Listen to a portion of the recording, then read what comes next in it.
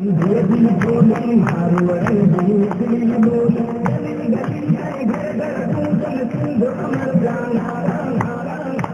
असांजा चरबटल ताड़ा सोलीअ ते मुंहिंजा मंसूर चाढ़िया सांगड़ मोड़ीअ ते कुर्बान साड़िया मुंहिंजी सिंध जा दुश्मन तोसां जहिड़ो आहे धरतीअ जा दुश्मन तोसां जहिड़ो आहे।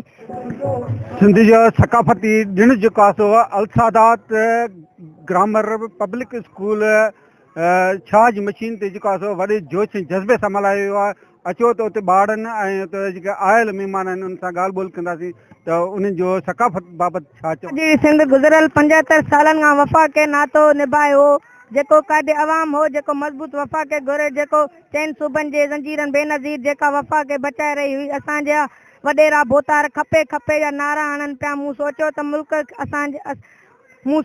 मुल्क असांखे असांजी धरतीअ नवाज़ जो छॾे हूंदो असांजी धरती त जन्नत में तब्दील थी वई हूंदी। मूं सोचियो त घर निकिरण खां ॿाहिरि सही कहिड़ी कहिड़ी मंज़िलनि में तय थी वई आहे।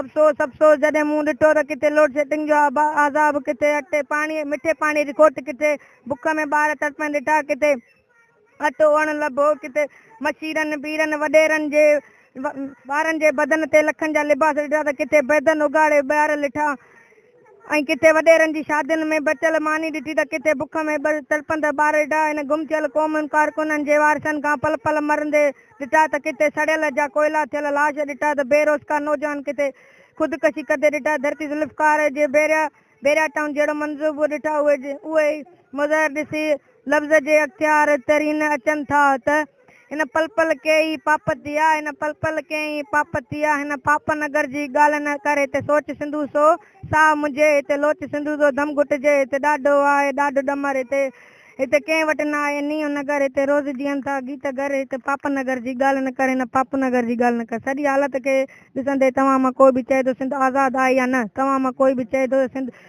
सचल सामीअ जी न आहे जिते मस्जिद महफ़ूज़ न मंदर महफ़ूज़ न माण्हू ज़िंदा महफ़ूज़ न मरण खां पोइ लाश महफ़ूज़ छाकाणि त ही बदतरीन गुलामी न आहे।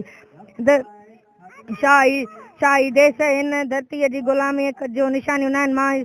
मां तव्हां खां पुछां थो त ही वयल हर हिकु खां बचाए पुछां थो त सचल सामी भिटाई जी सिंध न आहे शाही सिंध समूरनि जी सिंध न आहे ही बुज़दिल अयाज़ भिटाई जी सिंध न आहे हरगिज़ न। साथियों असांखे पंहिंजो विञायल मुक़ाम हासिल करण गुलामीअ जा कारकुन खे हटाइण सिंध आज़ाद धरती हिकु आज़ाद देश हिकु आज़ाद सिंध हासिल करणी आहे। सामने अके बैठो जाना सुन लो दर्द हमारे सामने अके बैठो जाना सुन लो दर्द हमारे हम सिंध में रहने वाले सिंधी में माने नवाज़े सारे सिंधी सकाफ़त दुनिया सभिनी सकाफ़तुनि खां बहितर ऐं बाला आहे ऊची ऐं आला आहे पुरकशिश ऐं प्यारी आहे तंहिं करे शाइर फरमायो आहे सिंध मुंहिंजी अमां तुंहिंजे मथां छा लिखी छा लिखां हिकु कलम हिकिड़ो मां पूरी तव्हां छा लिखी छा लिखां।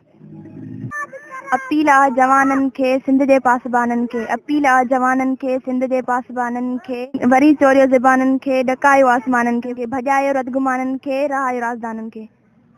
बग़ावत मुंहिंजी फितरत मां देशी थी ॾेखारींदमि सिंध मुंहिंजी धरतीअ खे मां आज़ादु करे ॾेखारींदमि शाद असांजो शान असांजो मां शहीद थी ॾेखारींदमि। पुराणी आहे हिन जो अंदाज़ मुंहिंजी तहिड़ी महिल करे सघिजे त उहो 5000 साल पुराणो आहे। सिंध जी सकावत सिंधी टोपी ऐं अजरक आहे सिंधियुनि जो निरालो शान आहे। नाइम करीम थे सिंध सुकार दोस्त मिठा दिलदार आलम सभु आबाद करी। जे त इहा सकाफ़ती जेको प्रोग्राम अलसादात ग्रामर पब्लिक स्कूल में रखियो वियो आहे। सकाफ़त एकता लफ़्ज़ जी माना आहे ॿधी ऐं भाईचारो। हे जेका प्रोग्राम असां ख़ासि करे सिंधी तौरु हिन ॾींहं खे मल्हाईंदा आहियूं एकता जो टोपी अजरक असांजी रवायती जेकियूं शयूं आहिनि पटको जेको आहे सो ऐं कुहाड़ी लकुण ऐं ख़ासि करे जेका असांजा सिंधी जेको आहे सो आहिनि टोपी अजरक पाईंदा आहियूं। हिननि ॾींहंनि ते असीं जेको आहे सो हिन ॾींहं खे भरपूर नमूने सां मल्हाईंदा आहियूं ऐं हीअ जेकी तहज़ीब आहे पूरी 5000 साल पुराणी तहज़ीब आहे जंहिंखे असीं हिन भरपूर तरीक़े सां मल्हाईंदा आहियूं। ख़ासि करे एकता जो ॾींहुं। सिंध तुंहिंजी सींध खे रत जी ज़रूरत आहे रत खे वरी भाॼी गबे भत जी ज़रूरत आहे रत खे वरी भाॼी गबे भत जी ज़रूरत आहे पुछनि था सिंध में सिंधियत जी तस्बीशो सोरी थो पुछनि था सिंध में सिंधियत जी तस्बीशो सोरी थो चयुमि पछाड़ी आहे हाणे इबादत जी ज़रूरत आहे।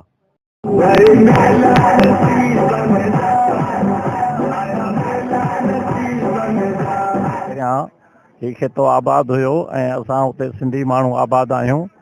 ही त अर्तका जंहिंखे चवंदा आहियूं असां, त इंसान जी अर्तका कॾहिं थी, उहा उन खां वठी असांजो वजूद क़ाइमु आहे ऐं हे वजूद क़ाइमु रहंदो। सभ खां अहम जेको लफ़्ज़ हिन में इस्तेमालु थिए थो ऐं उन जी मां ताक़त जो अंदाज़ो तव्हांखे ॿुधायां, जेको असां सिंध अमड़ था चऊं। अमड़ छा आहे? अमड़ सिंध अहिड़ी ताक़त आहे जंहिं वटि ममता आहे। इहा कंहिं हथियार जी ज़रूरत न आहे, कंहिं महिनत जी ज़रूरत न आहे। दुनिया जे ताक़तवर तरीन जेका जंग आहे, जेका अलाए केॾा अॼु अरबे रुपया ख़र्च करे जंगियूं लड़ियूं वञनि थियूं, पर जेका ममता जंग लड़े थी उन जे अॻियां कोई बि ताक़त सभु जो सभु ज़ीरो आहे, सभिनी ताक़तुनि खां वधीक आहे।